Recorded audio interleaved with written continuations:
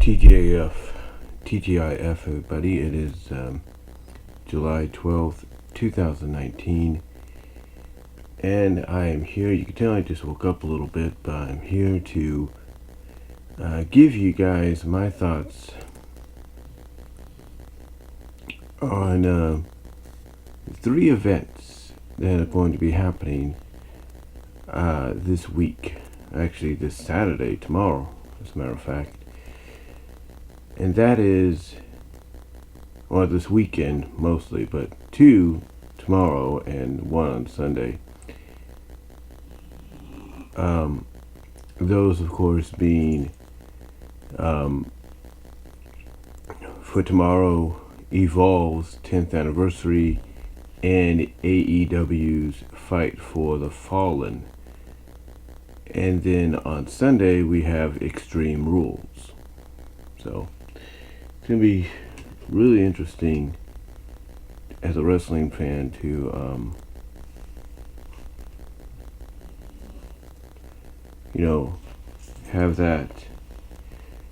have this weekend ahead of us, because usually you would expect something like this to happen during WrestleMania or SummerSlam weekend. I mean, as a matter of fact, next weekend you got ROH's Manhattan Mayhem. So, yeah, it's gonna be really interesting. Like I said, it's gonna be really interesting to see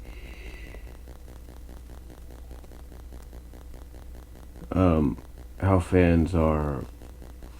fans react to a lot of this going on. I mean, I'm sure what's going to happen is some fans, if they want to watch both events live, that being Evolve and AEW, they're going to have one on the computer, they're going to have one on the Roku device or something like that. They're going to find a way to watch both, is what they're going to do.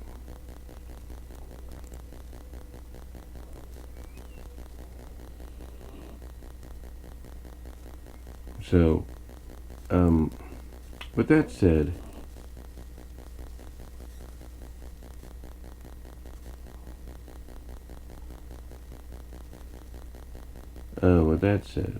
hold on.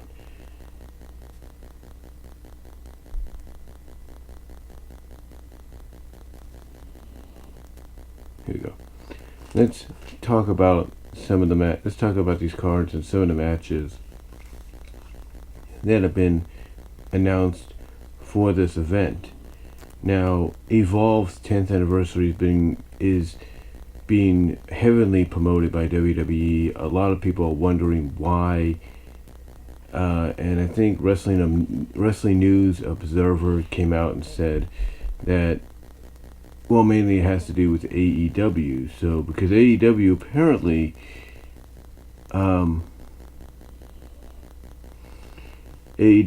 apparently is not promoting Fight for the Fallen as much as they should. I mean, even though they got Road to Fight for the Fallen, then they're not promoting it the way they should, according to what Wrestling News Observer, as I just adjust that for a second, is reporting. That they're not promoting it in a way that they should. So, anyway, let's take a look at. First of all, let's start off with Evolve's card here. This is going to be a first for the WWE Network, because even though Evolve is partners with WWE, mostly the NXT portion thanks to Triple H, it's still basically its own independent company. It still runs shows primarily on the WWN Wrestling, the World Wrestling Network, if you will, EmpowerSlam.net, I believe. So they still do that. So even though this is the first of what has been talked about for the past, 5 years, it's even though, like I said, the partners with WWE mostly for NXT, it's still its own independent company, because if they were fully entrenched for WWE, a lot of the Evolve shows would be on WWE Network. I think we all know that. But most of them are still on the WWN Network. Most of them are still on PowerSlam.net. So until WWE Network decides, okay, or until the people in charge of WWE Network decide, okay, we want all of Evolve on our network, and that's it. That's the only time I think you ever hear WWN saying, okay, Evolve's going over to them. So, anyway, let's take a look at the match card. There are 9 matches. 9 matches signed for this event. It's going to be taking place at the 2300. It's going to take place at the 2300 Arena in Philadelphia. So it's going to be really interesting. You know, and what's really ironic is Impact Wrestling just did some tapings there not too long ago. So, and some of the names on this event,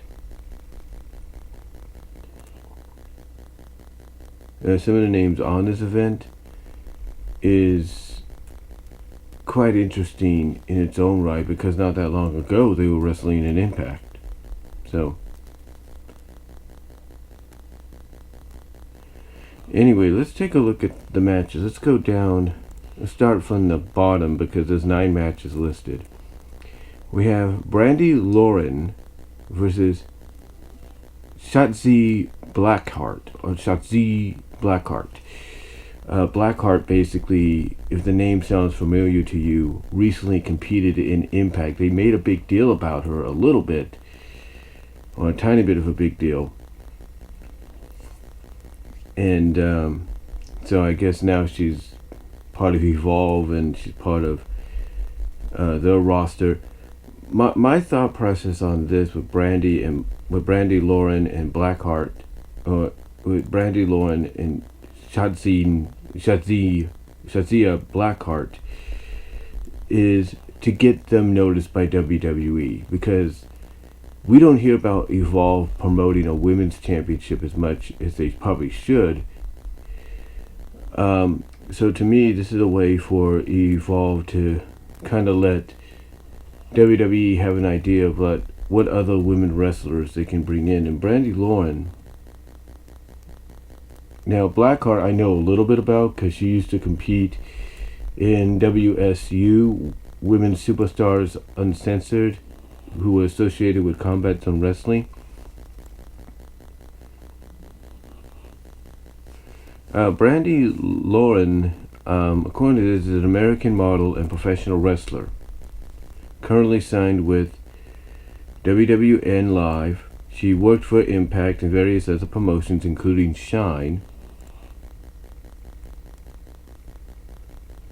Let's see. She wrestled against Brandy Rhodes on March 2nd, 2007, on a March 2nd, 2017 edition of Impact to a no contest. She was in a battle royal won by ODB. She competed in a Knockouts Knockdown against Angelina Love. She also appeared on April 20th of 2017 under the new name of Ava Story, challenging for the GWF Women's Championship.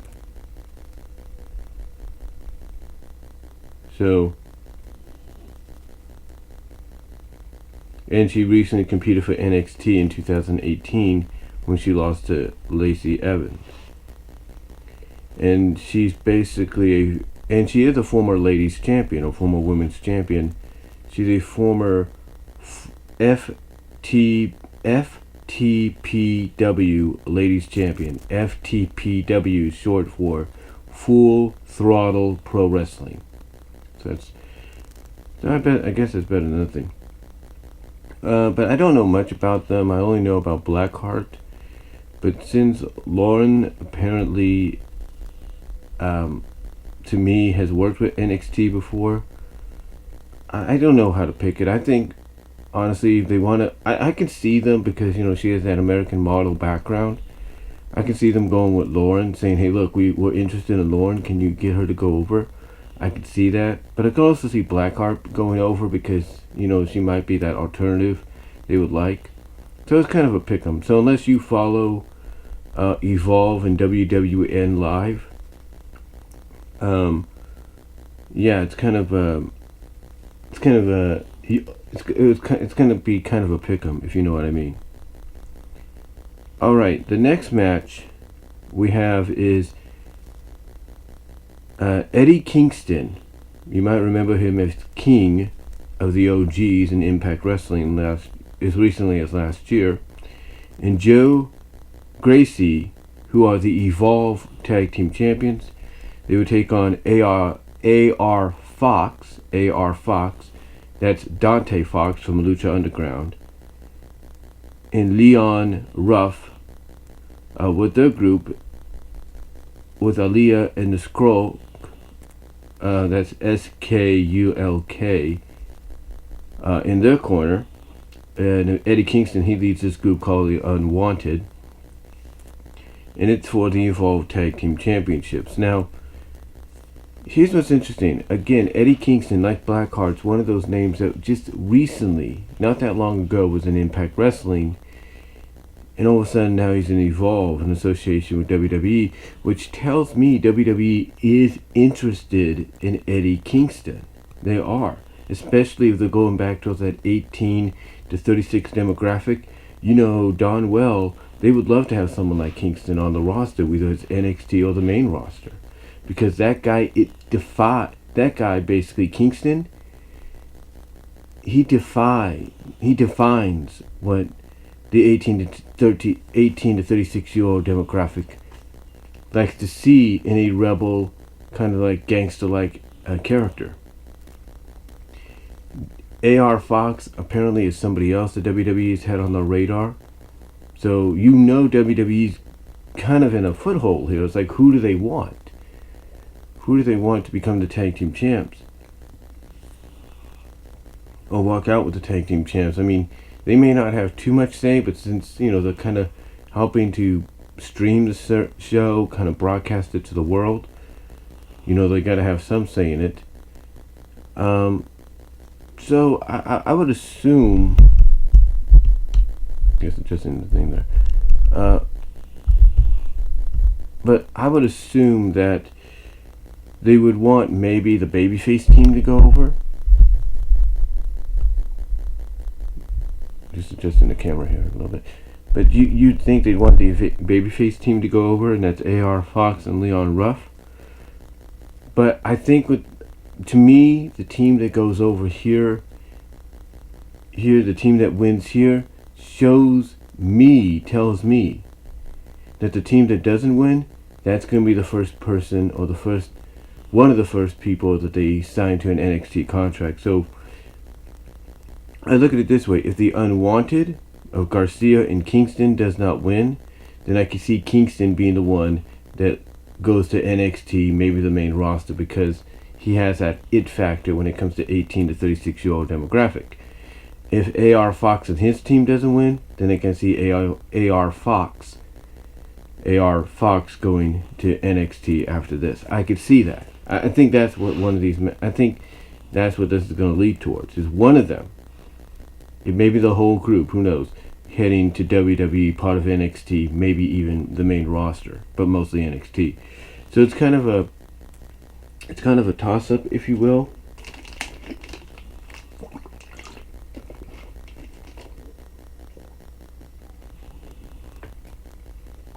So to me, it's kind of a toss-up. But I'm gonna say it. I'm gonna go with the Unwanted going over here, because I think AR Fox is probably just a little above Eddie Kingston right now, and I think Triple H would like to have AR Fox in NXT and maybe reignite that feud or that rivalry he had with Isaiah Scott, aka Shane Strickland, that they had in Lucha Underground. And because you can't tell me that won't get people's attention, that won't get people talking. Alright, next matchup we have is a fatal four-way. It's Kurt Stallion, Sean Maluta, Stephen Wolf, and Harlem Bravo. This is the one thing about Wikipedia. They highlight the ones that apparently are very noticeable, people know about. I think honestly, going by just the names, Sean Maluta. Okay, Sean Maluta has had some experience with WWE. He was in the Cruiserweight Classic. So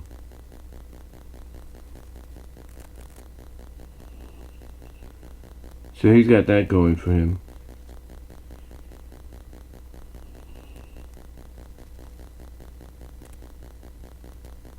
See, Bravado, Harlem Bravado.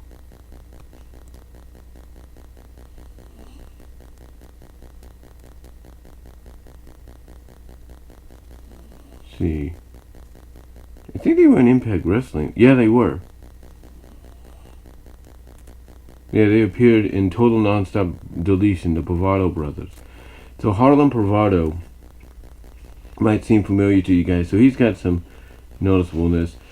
The other two, I'm not too sure. Kurt Stallion, Stephen Wolf, I'm not too sure of. But I will go, honestly, with Sean Maluta on this because he has experience with WWE. And I think him and Bravado, I don't know why, I just got a feeling that the Bravado Brothers are a team that WWE will want to bring into the NXT system and then bring to the main roster because it fleshes out the division more often, or more so. And Maluta, I think they would want to bring in because he adds diversity maybe for the cruiserweights down the line. So I'm going with Maluta though because he has that Samoan heritage, and WWE, I hate to say this with all due respect, has favoritism towards the Samoan heritage of wrestlers. Either they're related to The Rock in some way or what have you, they favor them more. So I'm going to go with Sean Maluta, and I say that with all due respect. Alright, next up we have Kobe Corino against Babatunde in a special challenge match. Babatunde is of course part of NXT. He's a big guy. He participated in the greatest Royal Rumble match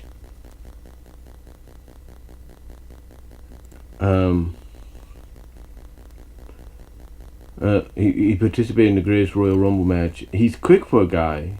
He's agile a little bit when it comes to speed. He is tall. The one noticeable thing about greatest Royal Rumble is he's taller than Braun Strowman.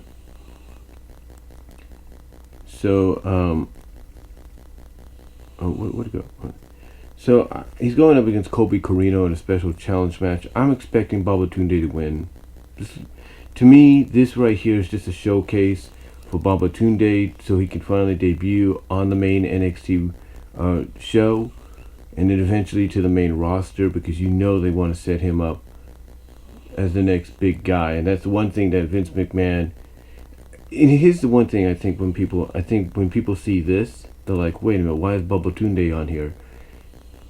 And he's going against Kobe Corino, Steve Corino's son. You can only say to yourself, oh, they're doing this because this is probably one of the only ways Vince will allow this event to happen. Just saying. So, I think Babatunde is going to easily win this, unless they want to shock and surprise us. Next up, we have Anthony Henry against Arthur Russa in a grudge match. I think I know who Anthony Henry is. I think I've seen Evolve talk about him enough on the YouTube channel. So, I'm going to go with Henry on this, because it sounds like he's got a little bit more legitimacy. And that's the one thing about this Evolve show being on the network. It's going to give exposure to a lot of these men and women that not a lot of people know too much about. So, but I'm going to go with Henry. I got a feeling this guy's going to come out on top. Next up, we have a winner takes all match for both the WWN Championship and Evolve Championship. It's JD Drake, the WWN champion, who's kind of a southern boy, redneck kind of dude, against Austin Theory, who's the Evolve champion. Now this, I will admit, I do know a little bit about something like this. Austin Theory obviously is on WWE's radar, obviously is on the NXT portion of that radar. JD Drake, I could say the same thing. And to me, whoever goes over here and becomes both the Evolve and the WWN champion, the loser of that match heads to NXT in a big way. They're gonna get a train, a rocket strapped to them if they should they not come out on top of this, because it's the same thing with the tag team championship match. The losers of these championship matches, in my opinion, are heading to NXT, and they're going to get a lot of backing put behind them when it comes to WWE's third brand, A brand, whatever you want to call it. And they're going to end up being the ones that possibly get pushed as soon as they arrive, or at least start to get a slow push. And I could see this, and I said that about either Kingston or AR Fox, or their entire groups, if you will, but mostly individually, Kingston and AR Fox. Kingston or AR Fox, I could see that happening should one of them not walk out with the tag titles. And the same could be said here for JD Drake and Austin Theory. It's going to be a good match, no doubt, but if I was to pick a winner, I'm going to go with JD Drake. Because Austin Theory, he has this attitude that he's better than everybody else. He is able, sometimes through nefarious means or controversial means, he's able to back it up.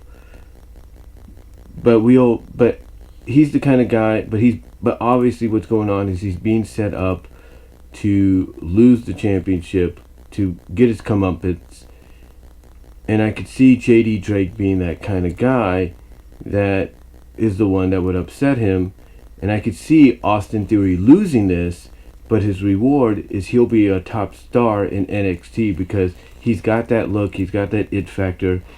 He's young enough, he's at a young enough age to where the WWE from NXT all the way up to the main roster can build on this guy as a future main event star. So if I'm going to pick anybody, I could be wrong, I'm going to go with JD Drake. Then we have Josh Briggs against Anthony Green in a Future Is Now Showcase match. This is Future Is Now Showcase match is basically like a Future of Honor match that Ring of Honor has.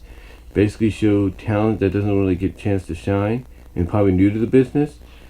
I'm going to go with Josh Briggs on this. Then we have Drew Gulak, who is the Cruiserweight Champion, going up against Matt Riddle in a Catch Point reunion match. Both these guys used to be part of the stable Catch Point, so it's ought to be good, especially with Gulak being portrayed as he is now, and Matt Riddle known for what he does. This is a toss-up. Apparently Matt Riddle has fallen out of favor a little, not too much, but just a tiny bit with NXT, with WWE management a little bit because of some of the things he's been doing, like, going on Twitter and, calling out certain individuals, which he shouldn't be doing, or criticizing certain individuals, legends, like Goldberg, Lesnar, Batista. So, if I was to go with anybody, I'm going to go with Matt Riddle. I mean, not Matt Riddle, but I'm going to go with Drew Gulak because they're pushing him. So I'm going to go with Gulak. This is going to be a good match, there's no doubt. It's going to be very good. But I'm going to go with Gulak to win because they got to keep his momentum going. You can't have your Cruiserweight Champion lose the night before he defends against his challenger and Tony Nese at Extreme Rules. So I'm going to go with Gulak. And then probably what could be a co-main event, because the two championship matches are going to be the main events. This is going to probably be the second to last match because the the winner take all match is going to be closing out the show. So we have for the NXT Championship Adam Cole against Akira Tozawa. Akira Tozawa, of course, is part of 205 Live. Adam Cole, of course, part of NXT, part of the Undisputed Era. It's going to be a really good match.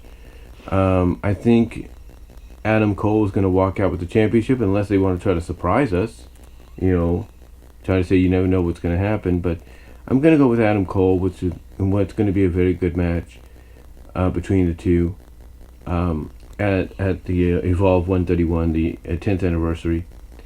So, yeah, those are just my predictions for Evolve 131, Evolve's 10th anniversary, which is going to be on the WWE Network. Now,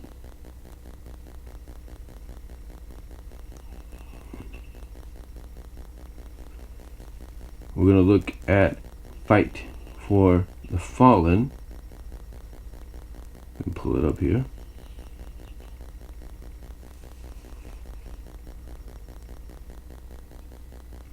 Here we go.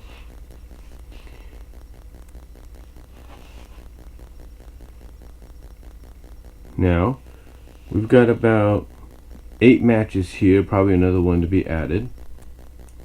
Let's take a look at 2 of the pre-show matches. First pre-show match is Sonny Kiss against Peter Avalon with Leva Bates in his corner. Peter Avalon and Leva Bates, in case you guys don't know, was signed to AEW and were signed to portray themselves as library characters, librarian in characters. And to say that these gimmicks are not getting over, or they could be getting over, I don't know. To me, I think honestly, this is just I think the librarian, that's what they are, the librarians. I think the librarian gimmick is not going to get over too much. I think honestly what it is, the librarian gimmick, is just AEW's way of saying, see, these kind of gimmicks nobody likes. Don't ever use them. So I got a feeling by the time we get to All Out or Wednesday Night Dynamite, the librarian, easy for me to say, the librarian gimmicks are going to be gone. They're going to be gone. You just have Peter Avalon and Leva Bates. So that's what I think. But anyway, Peter Avalon's going to go up against Sonny Kiss. I'm going to suspect Sonny Kiss is going to win this match. It's the pre-show, so it doesn't really matter much. But I think Sonny Kiss is going to win. And the librarians are going to keep on losing. And I think, again, that's part of the gimmick, the shtick. Nobody likes these kind of gimmicks. They cause you to lose. They cause you to go on a losing streak. They'll be gone. Like I said, I got a feeling they're going to be gone by All Out, if not Wednesday Night Dynamite on October.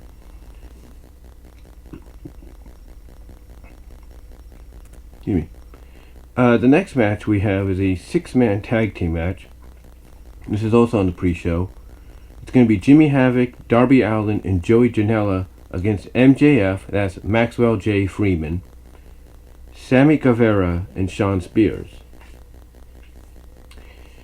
And even though this is on the pre-show, this has kind of gotten a lot of people's attention because it's like, well, wait a minute. You're putting Shawn Spears and MJF on the same team, especially after what happened at Fyter Fest? And MJF not liking what Shawn Spears did, being angry about it. A lot of people have been assuming that either storyline wise MJF's in on it, and he's in cahoots with Shawn Spears, and he's the one to help orchestrate Cody Rhodes getting bashed on the head. Or storyline wise, there's going to be some dissension. So if there is dissension, I'm going to go with what everybody else is picking right now: Havoc, Allen, and Janela. That's what I'm thinking. That's what I'm going to go with here. Okay. One of the first matches on the card, officially, is a 3-way tag team match. The winner to advance to All Out for an opportunity in a first at okay. It's a three-way tag team match. The winner to advance to All Out for an opportunity at a first round bye in the AEW World Tag Team Championship Tournament. The teams, and this is the first match on the official card. The teams consist of the Dark Order, Evil Uno and Stu Garrison, against Angelico and Jack Evans, and the team of Jungle Boy and Luchasaurus. I'm going to go with possibly the Dark Order winning this. I mean, there is a chance that the best friends, Trent Beretta and Chucky T could show up and cost them. So, unless that happens, I'm going to go with the Dark Order because they seem to be putting a lot of the stock into this team. But if not, I'm going to go with Jungle Boy and Luchasaurus. So, unless there's interference by the best friends to cost the Dark Order, I'm going to go with the Dark Order. And if there is, or what I'm saying is, unless there's interference by the best friends ends to cost the Dark Order, I'm going to go with Jungle Boy and Luchasaurus. If there's no interference, I'm going to go with the Dark Order. Next match is a tag team match, regular tag team match. SoCal Uncensored, that's going to consist of the team of Frankie Kazarian and Scorpio Sky against the Lucha Brothers, Pentagon Jr. and Rey Fenix. This is going to be a tremendous match. We saw how good SoCal Uncensored could be in the 6-man against the OWE contingent of Strong Hearts. So this is going to be a good one. I'm going to go with Lucha Brothers going over because, you got to make up for them not winning back the championships at, what was it? Was it All In? Yeah, it was. No, it's not All.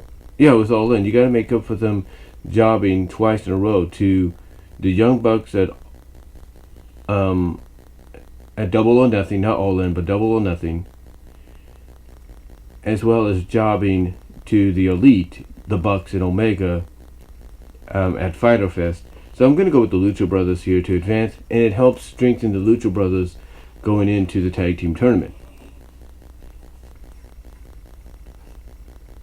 Alright, next match, Adam Page against Kip Sabian. This ought to be good. This will be a good test for Page. I do see Page winning, and then maybe Jericho attacking him from behind afterwards. But I do see a decent match between the two, and I do see Adam Page continuing his momentum over Kip Sabian. Now, unless Sabian wins thanks to Jericho interference, I'm going to go with Adam Page. If Jericho interferes during the match, I could see Kip Sabian winning. But I'm going to go with Adam Page. Next match, easy for me to say, is Cody and Dustin Rhodes against the Young Bucks, Matt and Nick Jackson. This is going to be a good match. It's going to be an emotional match. It does kind of build the Bucks a little bit up again as basically favorites, obviously, or obvious favorites to be the first AEW World Tag Champs. But it also establishes Cody and Dustin as possibly a legit team to contend for those belts. It's going to be really interesting where they go with this and who they put over, because both Cody and the Young Bucks are friends. Dustin obviously is becoming friends with them. So I can see this being a toss-up. If there is any story to be advanced, this is what I see happening. I could see the Young Bucks going over if Shawn Spears interferes, or I could see, if there's no interference, I could see the Rhodes going over as a tribute to their dad. I could see that. But here's also the thing. Here's also the one thing nobody would ever see coming. What if they do a twist?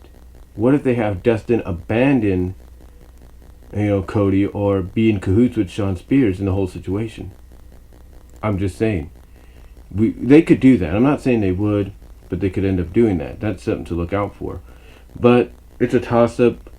But if I'm going to go with any team, I got to go with the Rhodes. If there's no twist, if there's no interference, if there's no interference by Spears or no twist is to anything, like I just mentioned, I'm going to go with Cody and Dustin.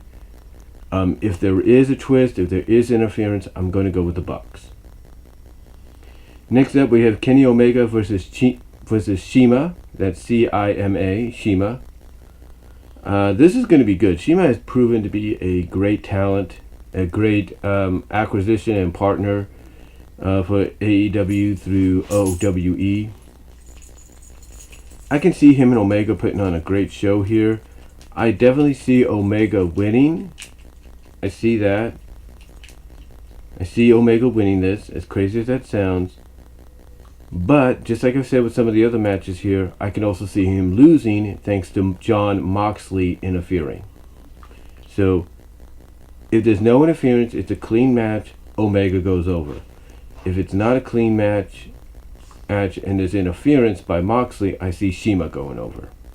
So, no interference, Omega. Interference, Shima. And then next up we have Brandy Rhodes against Ali. This is a match that they've been building on for a while, for the past couple months, especially with the revelation of Awesome Kong being brought in by Brandy.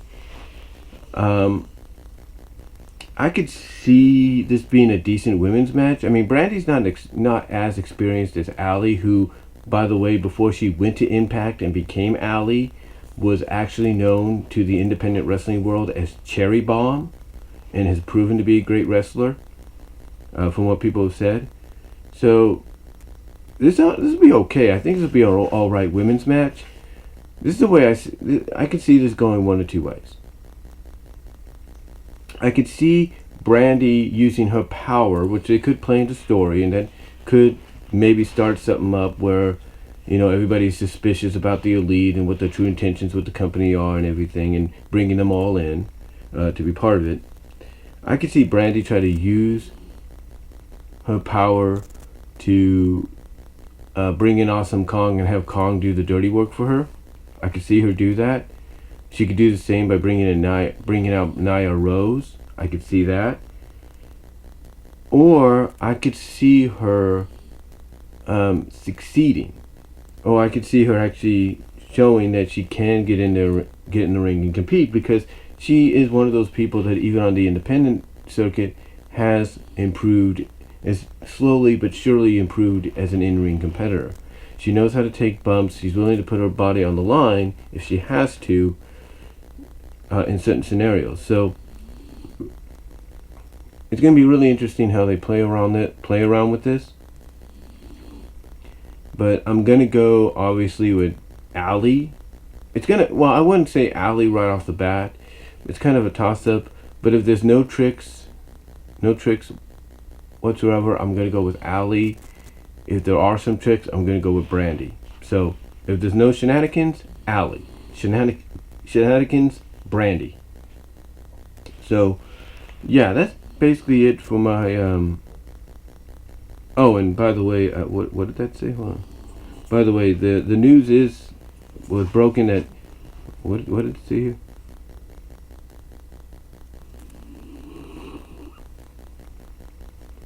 We also have Britt Baker, we have Britt Baker, Bray Presley, and Tokyo Joshi's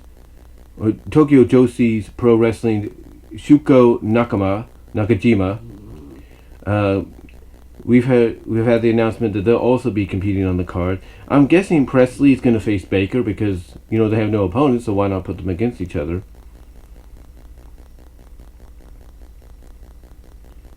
And Chris Jericho has also been announced to appear, and he's going to be given a live mic. In other words, he's going to go uncensored and possibly shoot. So those are the only other noticeable things for Fight for the Fallen.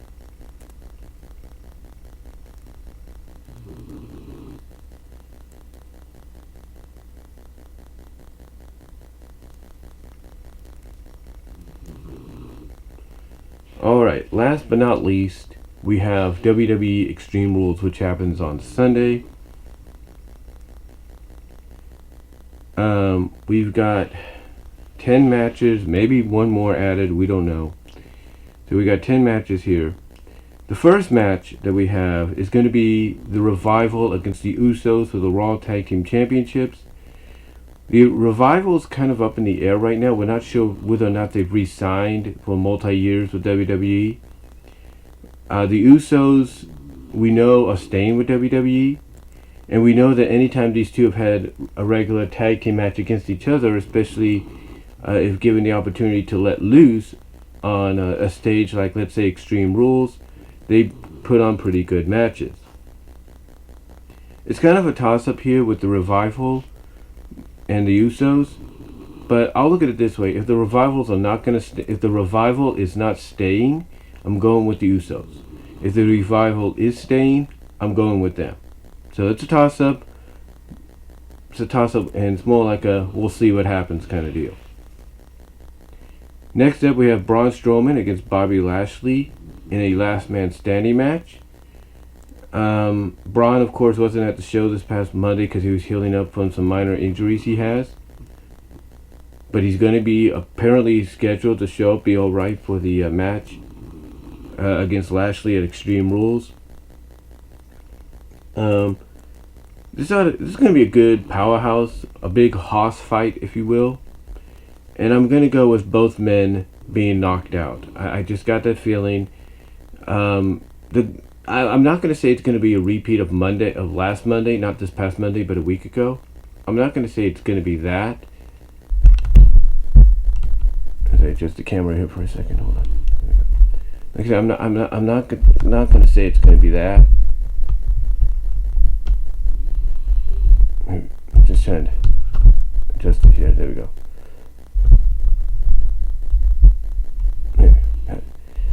Sorry about that. Just trying to adjust it because it's tilting a little bit. There we go. Got it. But anyway, I'm not saying that they're going to repeat that, but I'm not seeing both men. I'm not seeing one or the other losing, so I'm going to go with a double knockout during this match. Both men are not going to answer. Then we have Ricochet versus AJ Styles. Ricochet defending against AJ. Defending, I should say, the United States Championship against AJ. I'm going to point out something that no one else has pointed out, that by putting the belt on Ricochet and having him going into this top feud rivalry with AJ Styles, it puts legitimacy and importance back on the United States title. It makes it feel like it's something important because you have Ricochet, who hasn't been on the main roster that long, in a top feud with a former WWE champion, one of the longest reigning champions in the company's recent history, and you've had him beat him once. So this ought to be a good matchup. A lot of people are projecting Ricochet to win, and I wouldn't blame them for that. But I don't know. I mean, I think with all the momentum they're putting behind AJ, I would say AJ has to win this. But AJ has pretty much done it all in WWE so far, except for being a tag champ and the Intercontinental champ and a Universal champ. But he basically dominated. So I don't know. I mean, I would say AJ needs to become champ. I would say AJ needs this. But again, this is like the tag match. It's a toss-up. So I don't know. I mean, you don't want to get rid of Ricochet's momentum as soon as he's got it, because apparently he's a Paul Heyman guy, and Heyman has convinced apparently Vince and everybody else that, hey, this guy's got a good future for you. Let's push him. So I don't know. I don't know. It's going to be interesting what they do here, but it will be a good match if they let these guys go and do what they can do. This will be an awesome match. There's no doubt. So, but it's a toss-up. It's a toss-up. Then we have Aleister Black against Cesaro. Cesaro being revealed as the guy that finally knocked and accepted a fight with Aleister Black. This ought to be a good matchup. Basically a good mesh of strong styles. It could be a stiff match at times if they allow him to get stiff, allow him to kind of push the limits a little bit. But there's no doubt Aleister's got to go over here because, why would you be pushing for months and months this whole, hey, I'm waiting for somebody to knock on my door. I'm getting impatient. I want to fight. Somebody come and fight me.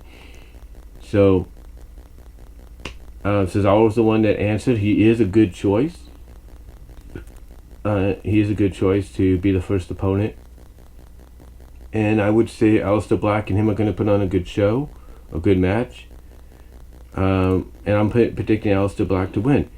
There's no doubt about it. Alistair's going to win this match.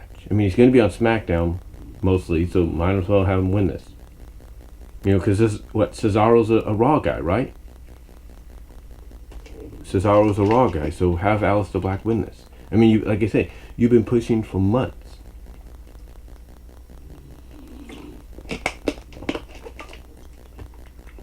You've been pushing for months. That's this whole moment, so he's got to win. He's got to win, in my opinion. Next matchup is a triple threat tag team match for the SmackDown tag team titles. Daniel Bryan and Rowan taking on the New Day, Big E and Xavier Woods, and Heavy Machinery. That's Otis and Tucker. Otis Dovanovic, I can't pronounce his name, and Tucker Knight. But this ought to be a good match. I mean, I'll be honest with you. I don't see. I'm going to put it this way. You're going to be in Philadelphia. Daniel Bryan made a name for himself in the Philadelphia area with Ring of Honor. You think that crowd's going to freaking boo him? I don't think so. You know, this is going to be an interesting match. It's going to be intriguing.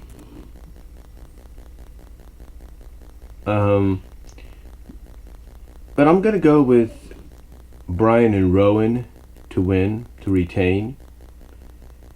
And I think that's going to set them up to drop the belts to Heavy Machinery. Not the New Day, but Heavy Machinery at SummerSlam. I just see that.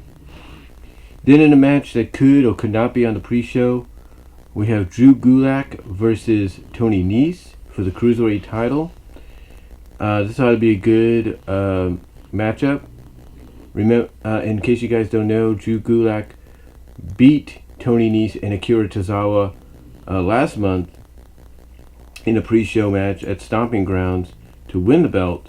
So this is a sort of a rematch, but it's one-on-one now between Nese and Gulak. It's going to be good, and I think Gulak's going to retain here, and I think what's going to happen is Tony Nese is probably going to move on to either Raw or SmackDown, most notably SmackDown, if they know what's good for the guy. So, yeah, I think Gulak's going to win, and I think Nese, he's not going to hurt from it, because I think he's going to head to either Raw or SmackDown, most notably, I believe, SmackDown. And then we have a handicap match for the SmackDown Women's Tag Team titles. We have Bayley defending against Alexa Bliss and Nikki Cross of Monday Night Raw. Nikki Cross, of course, has been mostly carrying her and Alexa's portion of this rivalry / feud because Alexa's been out sick with a sinus infection. This is why the match was changed from one-on-one to a handicap. I'm going to go with Bayley to win because here's the thing. Everybody has been pointing this out, and I'm thinking Heyman's also noticing this, and I'm sure Eric Bischoff's noticing this and probably calling in, or either they're calling Eric and getting his thoughts, and I'm sure Heyman and Bischoff, whether they get along or they don't, are both in agreement, like, that doesn't make sense unless you're going to move Alexa and Nikki over to SmackDown. So, I don't think Nikki or Alexa's going to win. I think what's going to happen during this match is Nikki's going to go for the pin. I'm not going to say there's going to be dissension. I'm not going to say it's going to be dissension, but there's going to be a moment where the truth is going to be revealed about Alexa to Nikki. Like, Nikki's going to go for the pin. Looks like she has Bayley beat, and either Alexa pulls her off and says, I'm doing it. And then maybe Nikki tries to argue, I thought it didn't matter because we're going to be co-champions. And maybe that's when the truth comes out. And Alexa starts laughing, going like, you think we're going to be co-champions? Is that what you think? I don't want to be co-champions with you because I never needed you. I just used you. Don't you get it? What people have been telling you, it's been all true kind of deal. I could see maybe something like that playing out. Or I could see Alexa or see Nikki having Bayley down. All excited. Oh, good. I'm on the verge of becoming a co-champ. And then gets ready to go maybe celebrate with Alexa or tag her in. And maybe Alexa tries to hit her with a chair.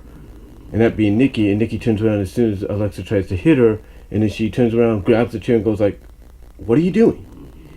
And then it suddenly dawns on her, and then maybe Alexa kicks her and be like, "What do you think I'm doing?" Boom.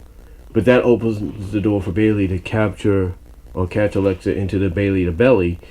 So it's gonna be.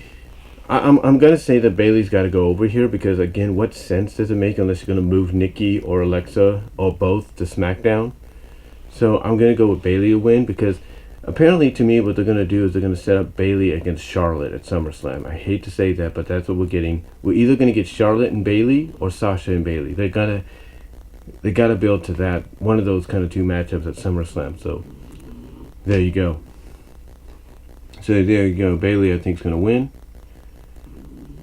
Next up, we have Kofi Kingston against Samoa Joe for the WWE Championship.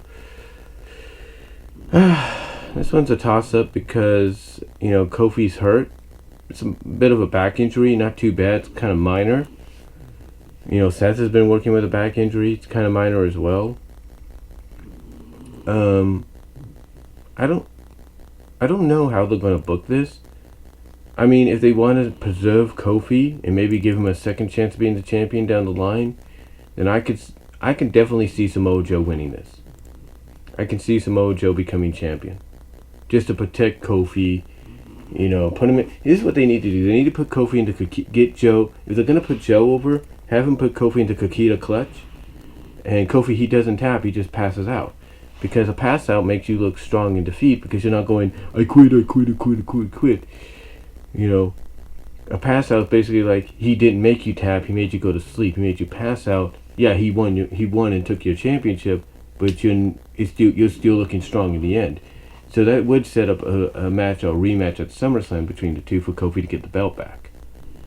But if Kofi retains, then there's a possible cash-in happening, maybe. I don't know. But this one is a toss-up. Again, it's a toss-up. I mean, it is leaning more in favor for Kingston to win, but I think also there's favoritism to go with Joe because if you're gonna be moving to Fox, you need strong individuals, dominant, almost unstoppable forces going for your top title on the brand. So we'll have to wait and see what happens down the line, but it's going to be a good match. And we'll see what direction they go with. The next match we have Undertaker and Roman Reigns against Shane McMahon and Drew McIntyre. No holds barred tag team match. This is going to be crazy because you got two individuals that got to carry the match. McIntyre and Reigns. McIntyre just a little bit better in the ring than Reigns. And you're going into Philadelphia. And the people in Philly, let's be honest, Roman Reigns could have won an ESPY award for making his return from his battle with leukemia. But that's not going to matter to the hardcore ECW Philadelphia crowd because they'll still view him like, yeah, it's great you beat leukemia, but you still suck in the ring, kind of deal. So it's going to be this could be a wild, crazy car crash. A lot of people are saying that Undertaker's doing this to make up for the god-awful match he had with Goldberg at Super Showdown. But even though this might be wild and crazy, I see Undertaker and Roman winning because there is reports, according to Wrestle Talk from WrestleNews.co, that Shane is slowly going to be phased out of television finally. He's going to be slowly phased out of the picture because apparently Vince McMahon is finally hearing the criticism from fans, is finally listening to what people behind the scenes that write his show, book his show, and all that are saying. But I think it mostly has to do, really, if you want the truth, with the Fox executives. I think when they had that meeting with the Fox executives, if they already had it or not, or they had a call by them, they basically pointed out, this is stupid. Why are you pushing your son? He shouldn't be pushed. So I could see this being the first step in Shane being phased out. And Undertaker and Roman winning this match. And it's all going to be thanks to Kevin Owens coming in and basically screwing over McIntyre and McMahon. I can see that. But this match will be a wild and crazy match. Maybe sloppy at times, but wild and crazy.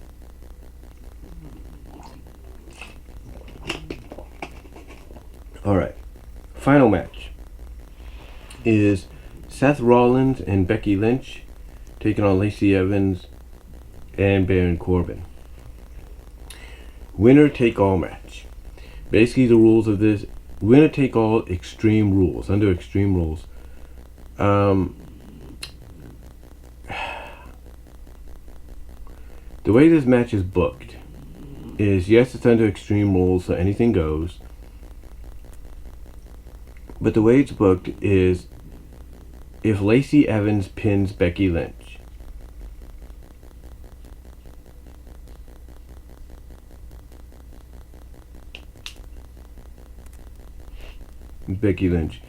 then not only does Lacey become the Raw Women's Champion, but Baron Corbin becomes Universal Champion. Same if Baron Corbin pins Seth. Baron becomes Universal Champ, Lacey becomes Women's Champ. So, this may not be a popular match to close out the show with.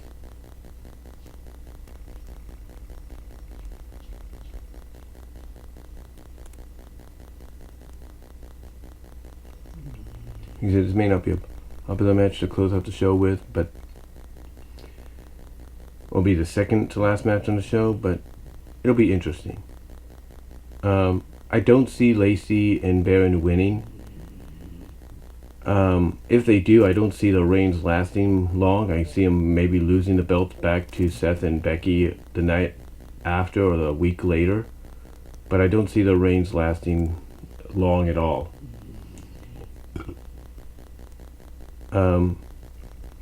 So I'm just going to say I think Seth and Becky are going to win. There might be some shenanigans pulled out, but I can see moments during the match where Lacey's not going to want to tag in because she might have to get physically involved when it comes, because there might be some weapons involved and she's not going to want to deal with that because she's a sassy Southern belle. She's a lady of class. So we'll have to wait and see what happens. But Seth and Becky, I think, are going to win this. So that's my prediction. But overall, that's my predictions for Evolve's 10th anniversary, AEW Fight for the Fallen, and WWE Extreme Rules.